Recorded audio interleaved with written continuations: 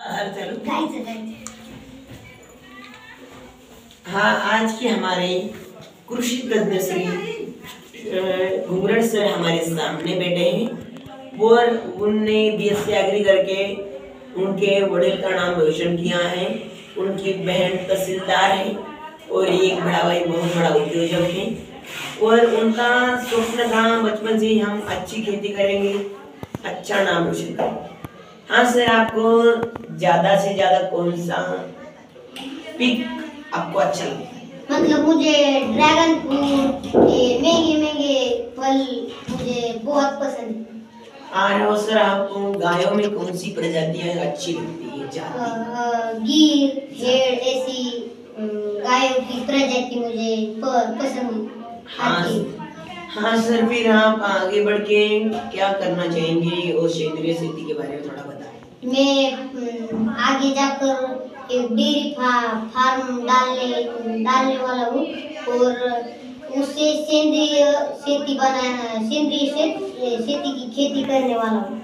हाँ सर, अगर आपकी बहन आपकी जिले में जब तहसीलदार आई तो आप वाळू का धंधा कर सकते हैं, लेकिन नहीं सर, आप डोंगर से वाळू कैसे निकालेंगे? नहीं, उसमें बहुत प्रॉफिट नहीं है। आपने मेहनत का पैसा होता है, दूध उत्पादन अपने कष्ट का और घाम का पैसा। हाँ सर, आता तुमच्यामध्ये आता तुम्ही जे गाय सांभाळता तर तुम्हाला कसे वाटतं? मला खूप आनंद होतो आणि गायीची सेवा करणं हे खूप मोठं पुण्य आहे। सर, माझ्याकडून चुकलं, मी हिंदी बोललो, आपली मातृभाषा मराठी आहे। हाँ सर, बरं तुम्ही शेणखत कशाला वापरता? आमच्या इथं कापूसला वापरतो आम्ही, पुन्हा ते ड्रॅगन फ्रूट असं काही, पुन्हा गन्ने केले। हाँ सर, ते जास्त ऊस पडण्याचे ऊस खळखळ हलण्याची कारण जास्त आणि सर त्याचा खोडवा जर मोठा झाला नाही ते बारीक राहण्यात ते वाढेने हलते आणि पडते, एखाद्या वेळेस डुकरामुळे ते पडल्या जाते, वाहले जाते।